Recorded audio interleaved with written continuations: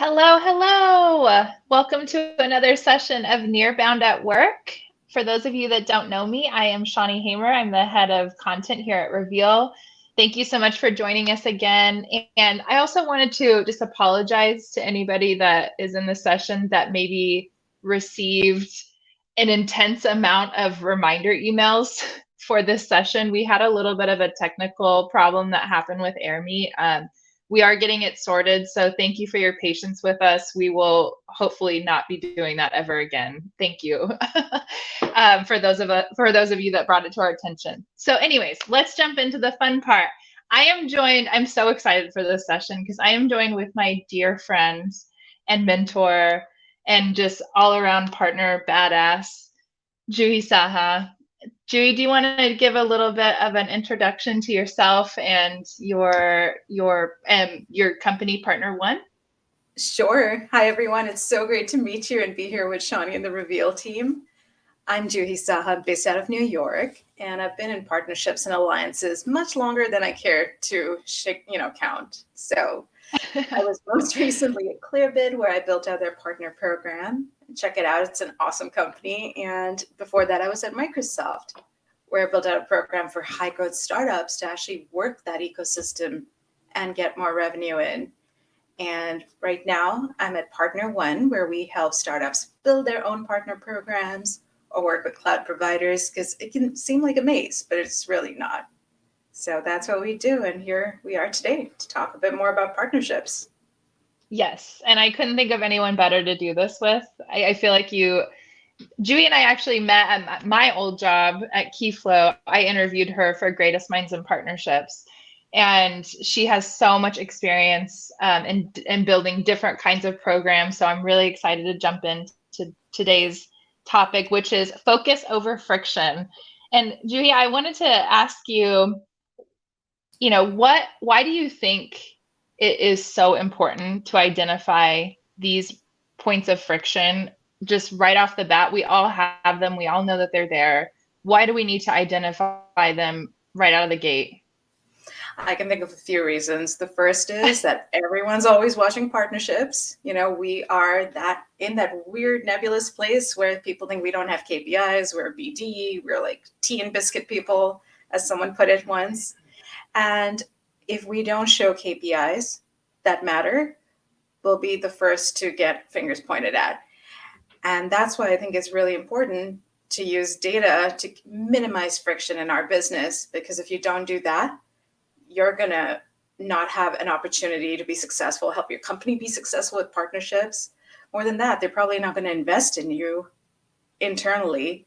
And even worse, if your partner motion isn't successful or you don't have consistent wins, I think people are just going to say it's not worth partnering with you. And it's so hard to get that trust and reputation back. So really important to figure out your goals and remove the friction of doing business with you. Yes, absolutely. It really, to me, I feel like we're probably going to oscillate between this idea of like internal friction and external friction quite a bit throughout this session, because correct me if I'm wrong, but if you're facing as a partnership professional so much friction getting buy-in, getting support internally, it's going to bleed into your relationships externally. 100%. Because I don't know how you can shield external partners from that dynamic, because you're going to be short in resources. You're going to be short in so many things that are crucial for success.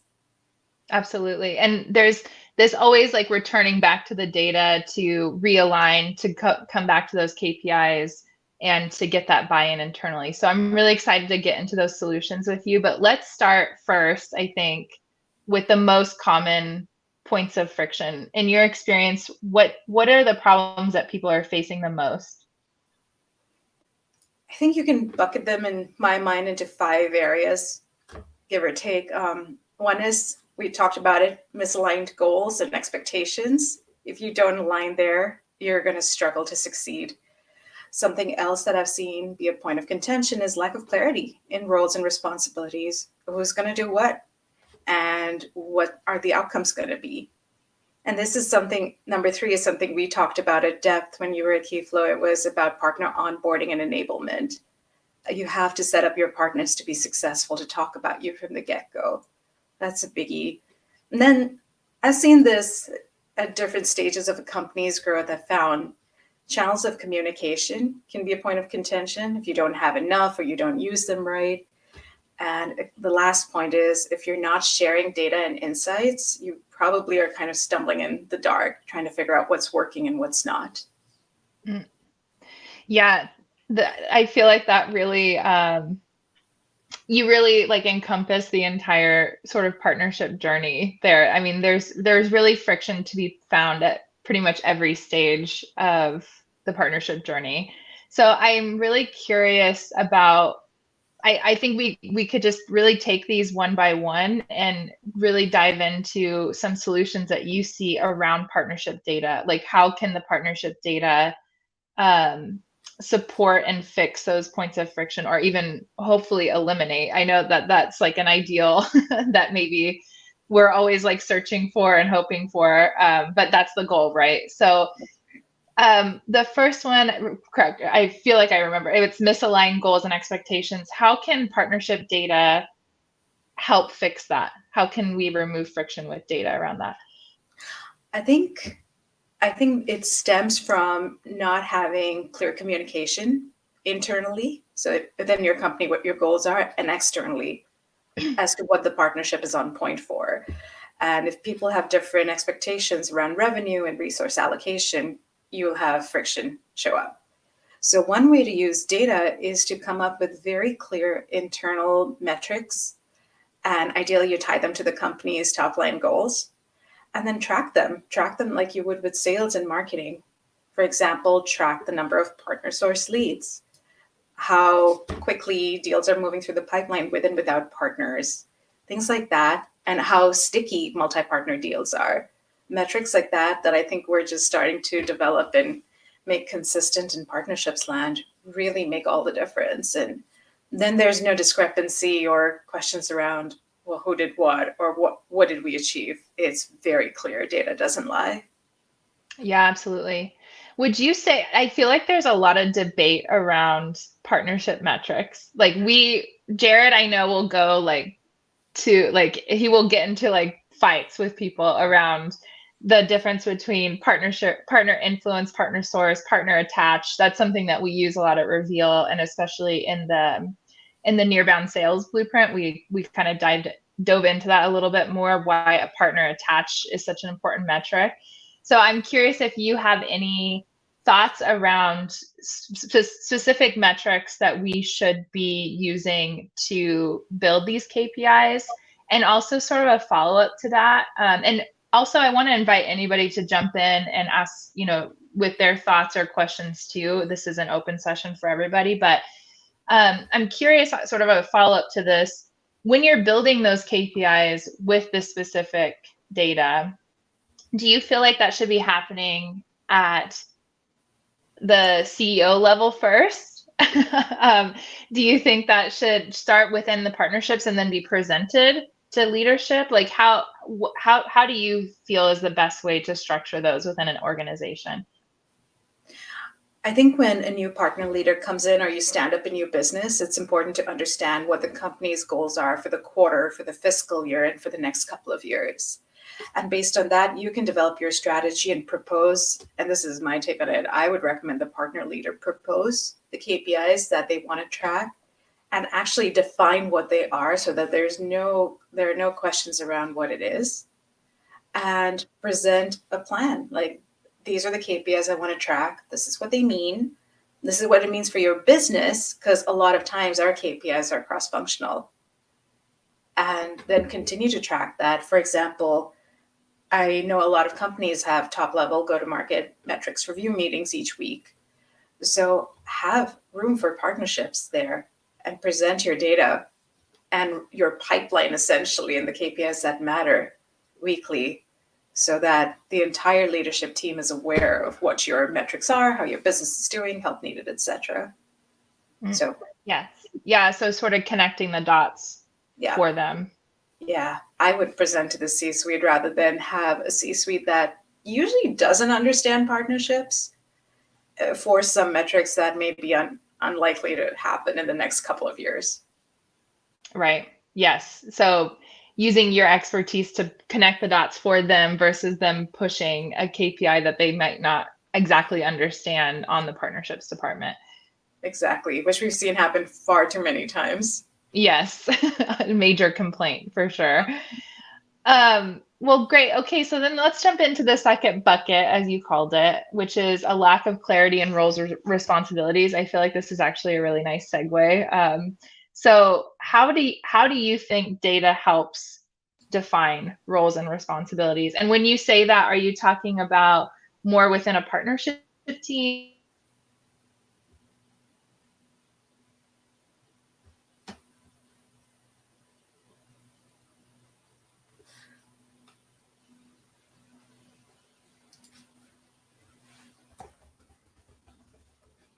Sorry, I'm back. Can you hear me? Yes. Sorry, do you hear, what did you hear last? I apologize. You were talking about roles, the context of these roles and responsibilities. Where were they based out of? Yeah. So yeah, maybe how does the data to help define them? And like, how do you define those personally? Are you talking more about friction within a partnership team as like a unit or within the wider organization as well? I was actually referring to roles and responsibilities in the entire partnership. For example, the two Okay. parties that are in a partnership, I think it's really important to understand who's going to do what so you don't duplicate efforts or you have gaps in execution.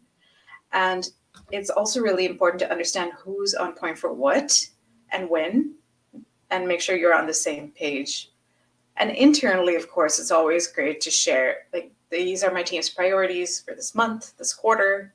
This is what we're going to execute against so that there's no confusion about resources you'll need and the outcomes. Yes, totally. And how have you seen data play into that? Like partnership data play into that? Yes. Well, when people actually measure partnerships data, is really powerful to see how you're measuring up against the goals that you've decided to act against. For example, if you said with a certain partner, we will do 2 joint GTM campaigns, 2 co-marketing campaigns, and ideally we would have X number of people show up, this percentage sourced by you, the remainder sourced by someone else, and you can track against that and you can see what's working and what's not, and you can have essentially do A/B testing on partner motions. Because if we do it on a website, Yes. why not do that with our programs and see what works? Right. So it's almost like testing. And if you are working with multiple partners and you're sort of, I see this a lot, like you're creating templates or these motions that you're doing again and again, not every partner is going to have the same strength. So being able to look at the data of what's working with a particular partner versus another and say, okay, we know that partner A is great at X, Y, and Z. Let's shift the efforts this way and make that more of their responsibility. That's right. And you can also see where you are a priority in a partner's ecosystem or not. Because if they're not investing resources that you guys had initially committed to, then maybe you've been deprioritized or they're focused on something else. But if you know that, then you're not wasting effort. You could go prioritize another partnership. So Yes, absolutely. Cool. Yeah, that's really clear.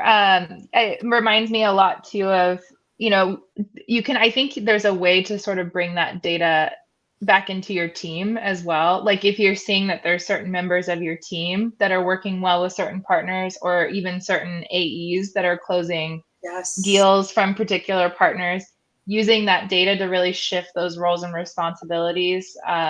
If an AE is absolutely killing it with a particular partner, make that AE work exclusively with that partner. Shift the roles, shift the responsibility to get more strategic. that is such an amazing point, because I found that most of the time what helps us succeed internally at partnerships are AEs who are our champions. And as you've mentioned, some AEs like to work with partners, and then some, take it a step further, some of them have their own preferred partners. So essentially have them do the testing for you, have them be the champion and the evangelist internally. But you wouldn't know that without data, other it would just be a guess. Right. And it's, I think forever it's such a mountain that partnership leaders have had to climb again and again, is like figuring out what it is that we actually need to be tracking, what it is how we use it once we have it. So this having these sort of buckets that you're presenting and seeing some ways that we can leverage that data is so important. Um, so the next bucket, speaking of our buckets, is the difficulty in onboarding and training. So what are some ways that you've seen data work really well to remove friction here? I think what's important to understand is the kind of partnerships you're investing in, and then figuring out what content they need to be successful and what support they need to be successful. So measuring partner satisfaction is a metric that I found to be really useful. Constantly asking for feedback on what do you need, kind of a gap analysis in your content is really important. And so data helps you see trends. Like if people are asking for more guidance in a particular area, well, you can provide that. You could hold one-to-many sessions. But unless you're polling your partners about their needs and also what's on their roadmap, your enablement won't be keeping up. So data, I think, will point you in the direction as to where do you focus your efforts. And also maybe which partnerships to prioritize. Because if you're not seeing a lot of activity in a certain enablement area, then maybe they're not investing in your company at this point in time. Yes. And maybe that is an enablement problem, but maybe that's just a them problem also. Right. Or And like where their priorities are. that's right. And then you can, debug it further. But again, without the data, how would you know? Right. Can you give us an example of, particular ways that you've polled your partners? Like what are some ways that you have found to be really successful when you're measuring, say, for example, like partner satisfaction? Yeah. I think it's really good to have a consistent touch point with your partners. So ideally like a monthly check-in.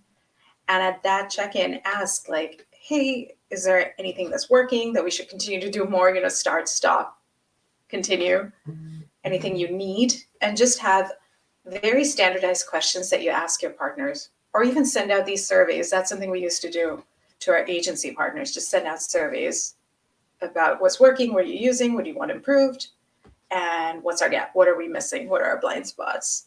And they were more free-form questions, and we would look at the data.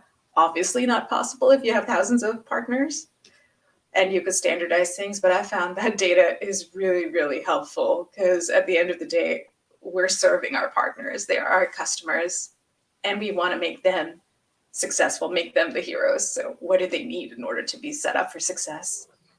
Yes. Yeah, I'm definitely someone who loves like free form feedback forms because you're really able to hear the language that they're using too, which can inform so much, like how you're building those onboarding materials, how you're building even co-marketing or content for them or with them.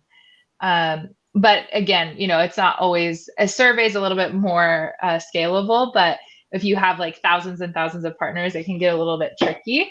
So I was curious too, have you ever used or tracked like, I know certain PRMs have onboarding pipelines and they track things like time, time to onboard, or like how much time they're spending on a particular piece of content or not.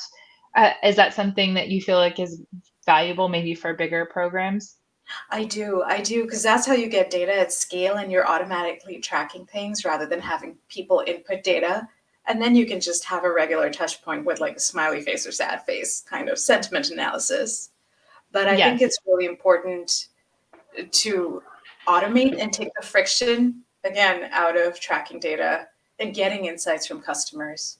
Like at Microsoft, we would frequently send out random customer surveys to different segments, and then we could, or rather partner segments, and then we could see what's going on in each industry, in each segment, in different regions. Where do we need to improve? And what's working really well that we should continue? So yeah, we would automate a lot of stuff, and we would also look at internal metrics like How frequently would partners log on? Were they even using our portal? Where are deals coming in? Were they entered by partners or our reps? So data like that is super useful in understanding what's working and what's not. Yeah. Yes. And I think that's a really good point too to think about. I mean, big or small program, how can you organize this data? How can you organize your motions for feedback in a way that's going to give you the sort of the most bang for your buck? You know, like if you have partners in a certain ecosystem, how do you customize that particular form or survey for them specifically, rather than just sort of blasting out a generic form? I like to start broad and let partners inform us of different areas to focus on. And then once you get enough data, maybe over a quarter from your partners, that these are the general areas that we want to focus on, then come up with really pointed questions. For example, we launched this new product, we created this content. Was there something missing?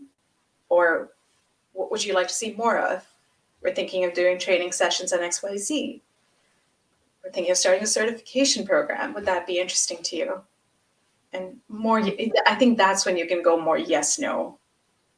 But I think at the start, it's important to start broad. Start broad, collect the language, like I said, maybe. Yeah. Fine tune. Yeah, that's great. Thank you so much for that. It's super interesting. So speaking of the language, we're just flowing right along here. Bucket number 4 was inadequate communication channels. I'm really curious about this one. I think it's super interesting because we're so connected. Like, how crazy it is that we're so connected, but the communication is still not happening the way we want it to. So I'm curious how you think the friction should or could be removed there. Maybe I can share an example of where I've seen this crop up consistently. And it's with AEs across companies sharing leads. And I've seen something that AEs like to live in one system, one place of truth. So if it's in their CRM or if it's in Slack or Teams or whatever, they like to just live there. And if you're asking them to share leads somewhere else, they're probably not going to bother, or they'll be like, here, partner manager, you do the work for me. So how do we build good habits? I think it's by enabling great communication. And I think it's taking the friction out of talking to each other. If it's AE to AE, have channels where they're already present and enable conversations there. For example, at Clearbit, we had Slack channels, and we would actually use Atlassian and other tools to tag different conversations and then automate workflows. There are PRMs that do this brilliantly. You know, we were building out a new program, so we were trying to learn quickly. Then other things, places where I've seen communication break down are at the exec level. If you don't have that executive alignment, things can fall apart really quickly because they expect this, they're getting something else, and then they get frustrated with partnerships. So there, I think it's really important to have a rhythm of business, such as quarterly business reviews, where you sit down and you review metrics, you talk about go forward plans, and you look backwards and say, this is what we could have done differently for more impact. But at all levels, I think in all functional areas, we need to meet our audience where they live and work and be really crisp on, this is my understanding of things. What is yours? And are we on the same page? Yeah, absolutely. Yeah, this is something that we hear all the time from partnership leaders, is like, it's there for the sales team, but they're not accessing it. And it's really, we have a tool here at Reveal. It's called Reveal Engage. The data lives right in the widget in Salesforce. You can click on Get an Intro. You can see who's connected to whom. All of that data is right where the AEs live, and they can action it right where they live. And it goes to Slack. There's a Slack notification. Partnership managers can have control over that whole process. And we see time and time again that when you put it in the right places, that the right channels at the right time for the right people, and remove any extra efforts And I'm not speaking poorly of sales folks. I know we're all this way, right? We're already working in a platform. We want it there. We want that stuff there. So I totally, totally agree with you. And also really great point about executives too, because sometimes I feel like we're in the grind and we kind of forget to bring them in. And I think it's probably a huge mistake, because if they don't have that, again, that buy-in, if it's not there, that support's not there, things are going to start falling apart pretty much. Or you get shut down, which is even worse. Yeah. Do you have any other suggestions around like where, besides just like the channels and the tools that you're using, how can data help inform improved communication? What are some ways that you've seen that happen? I think what's been really useful is to, along with the different channels, there's also the format in which you want communication to happen.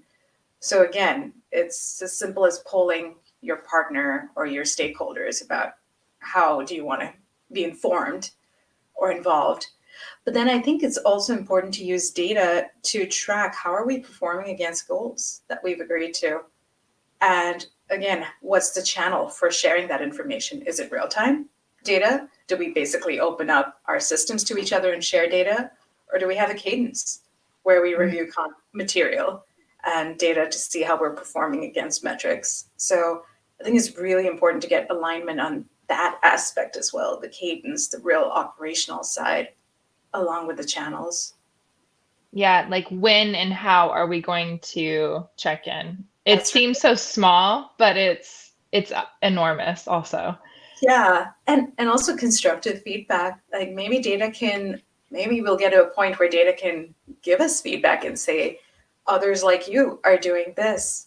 Maybe you should be focusing on this kind of partnership or tracking these metrics. Like recommendations would be amazing. Yeah, like a benchmark or something. Exactly. Yeah, there is always a story that the data is telling us, right? So how do we get it to speak to us a little bit more clearly? You just need to look, yeah, and ask the right questions. If you ask the wrong questions, then I don't know how useful it'll be. Yeah, which I think actually is a really nice segue into our last bucket, which is limited data sharing and insights. So how, besides like the cadence, what are some ways that you think this needs to be improved across the board for partner programs to remove friction? Well, I think you need to set clear goals at the very beginning, and you need to agree on those goals. And then you need to set up processes to support the execution of those goals. So ways to onboard partners, to train them, to communicate with them. And then there's no confusion. There's just consistency in how you interact with each other. And then I think I've seen some people use SMART goals, specific, measurable, achievable, relevant, time-bound goals. I think we can all use those. I got an acronym right, wow. But essentially it allows you to really consistently tie your metrics to your company's metrics and your partner's metrics and priorities. Once you do that, I think you eliminate a lot of friction, because we're all solving for, at the end of the day, very specific things in a very specific time period. And if we can all make each other successful there, then we're gold. Something I used to train my team to do, and I think a lot of people do, is when you first meet a partner or a seller, ask, what are you measured on? How can I make you successful? And once you understand that and understand what different levels of a company and individuals or execs are on point for, then you can figure out a game plan for that. And then you can use data to actually measure your performance against that. Part of it is, so long story short, I think part of it is human component. Like you need to figure out what your goals are and then open up data sharing and create insights that allow you to track your progress against those metrics. Yeah, I love that. How are you measured? Like that's not a question that we hear very often, but it's so important, because we're all, at the end of the day, we're all just trying to meet a KPI or a quota, right? So That's great. Understanding what they're being measured against and being able to funnel energy and resources into that is going to build such a strong relationship. even at internal teams, we used to at Microsoft ask, like, what do you need to be successful, and how can I help you do that, and vice versa. So there's inherent alignment right there from the get-go. Yeah, totally. Yeah, and I mean, the more that you help people succeed, the more they're gonna want you to succeed too. 100%. And it can seem so transactional, and thank you for the hearts. It seems so transactional, but Yeah. it's so important. It is, yeah. And we need I mean, I feel we talk about this all the time with Nearbound, but every single person we're working with, whether that's a buyer or a partner, they want to work with people that they trust and they need that human element. So if you're coming with sort of heart forward with that, I think the likelihood of success and also the likelihood for things like feedback or the willingness to share data or anything is going to be much easier if they know that there's an actual caring human being on the other end of that. That's right. And to your point, it needs to be real. You can't just say like, oh, okay, those are your metrics, cool. Well, here are mine, and we're going to solve for those. You need to layer it on top of each other. Yeah. And feedback.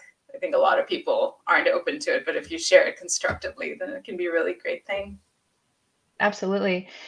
This is something that people come up, some of our users come up against often because Reveal shares CRM data, and there is a little bit of hesitancy sometimes between partners, like, oh, what, why do you want my data? Or, there's this fear around sharing data, which is totally understandable, even in a secure platform like Reveal, where you can have full control over what you share. There's always going to be this hesitancy to share data. And I'm curious, while we're in this bucket, do you have any words of wisdom or advice for folks that are maybe struggling to get a partner to share data with them? And how would you approach that situation? I think different stages of partners use different tools. And so, for example, if you're working with a cloud leader, they probably have their own systems that they want you to use. And if you ask them to use another tool, they're going to say no, just because of the legal red tape. So if you're working with that kind of partner, it's always good to go live in their system and work with them. And then they would probably share data with you. They would definitely share data with you because their sellers are paid on joint deal flow. But I think for the broader spectrum of partners, that fear that you're talking about, I think it usually stems from, well, this is my IP, someone's going to take my pipeline and run with it. And why would I expose myself to that risk? And rather than coming from a place of fear, what I've found could work, does work in a lot of cases, is just showing the value proposition. For example, showing the overlap, just the numbers, and the white space, again, just the numbers. You don't have to expose deal flow data. I think that is so powerful, because if you show that data across hundreds of partners, who would walk away from that opportunity? And there are legal constraints that you can put in contracts, in your NDA, etc. But I think at the end of the day, if you're going to do business with someone, you need to trust them. And this is the first way of showing that trust. Absolutely. Yeah. Yeah, I think that's really interesting. Just showing the data, one, but also two, I'm thinking like what you said earlier, how are you measured? If you Yeah. could tie back the data that you get in a tool like Reveal and say, see, these are the things you're being measured on, and this is the opportunities that we could close together in this way to help boost your KPI. Like just really telling that story for them, I think would be very, very powerful in the long run. 100%. Actually, that is a tactic we used when I was at Clearbit, because it was a newer motion to the company. And there's people see the friction between marketing, sales, and partnerships all the time. So I'm not going to bore people with that. But something we did was basically look at all the overlaps with partners in our system, just numerically. And that universe of potential ops was so much bigger than what we had in our own CRM. And that I think our CROs had exploded. And he said, what can I do with that data? And that's when we started talking about upsell, cross-sell, co-sell, all of the cells. You can do that. All the cells. All of the cells is what you want at the end of the day. And they started to leverage that. They actively started to work with us, and it was all the data. It wasn't any persuasion. We did beyond the data. Yes.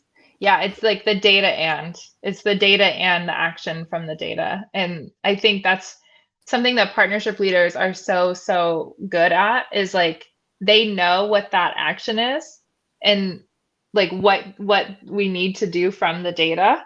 But getting other people involved and bought into that can sometimes be the blocker. So I think using data in multiple ways, like we've been talking about in this session, can help reduce that friction as well. 100%. And you touched on a great point. How do you tie, again, those metrics and the opportunity to metrics others are measured on, like MQLs? Here's a whole set of pretty qualified leads that you could do a joint webinar for. And there you go, marketing, you've met your number for the quarter or something. So it's a great way to let others succeed and show the opportunity without legal getting all worked up. Yes, yeah. And which is, again, totally understandable. Like that fear can come up in so many different ways. But I think there is always a way, and especially if the tool or the partner or whatever is really up to speed on things, like you can always work those things out. It's really that initial emotional reaction that you're sort of having to get past in order to get to that phase where things can be checked out and aligned. And I think it is the story that you do tell with the data. And you can even expose data partially. I think you have that capability. If there's a fear of exposing everything, do it in a phased approach and see what's working and what's not. Yeah. And I feel like that kind of mirrors back to what you said around like this sort of giving first. Like, okay, how can we accommodate you? Excuse me. How can we accommodate you? What do you need? If that's what they need, then make it happen. Basically. Exactly. Those clear, consistent channels of communication, they need to be open, and there needs to be trust. Yes, always. It always comes back to trust. How are you building trust either through the, your actions with a particular partner, but also with the people that they're like, we're going to get real nearbound here, but like also the people that they're doing business with. If they're struggling to trust you for some reason, pull in the influence from somebody they know and that you're already working with to build, to help sort of remove the friction of the trust as well.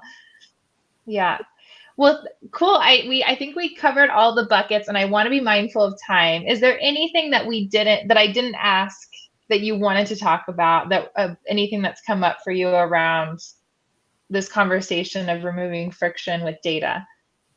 I would love to understand what our audience is thinking about. What's top of mind for you? And yes. Yeah. Is there any questions? And did this touch on anything? Like, oh, yes, that's me 100%. This is what I'm struggling with.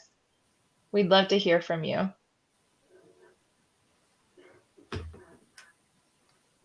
Let's see.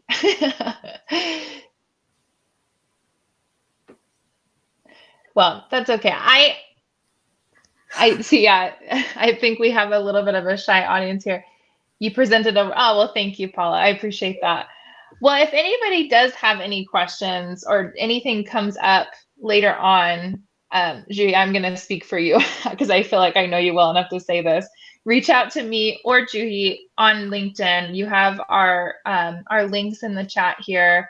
We'll be happy to answer them. If you have questions about what we talked about specifically with Reveal, I'm happy to connect you with someone who can walk you through those features or those issues with the data sharing stuff. We can always help.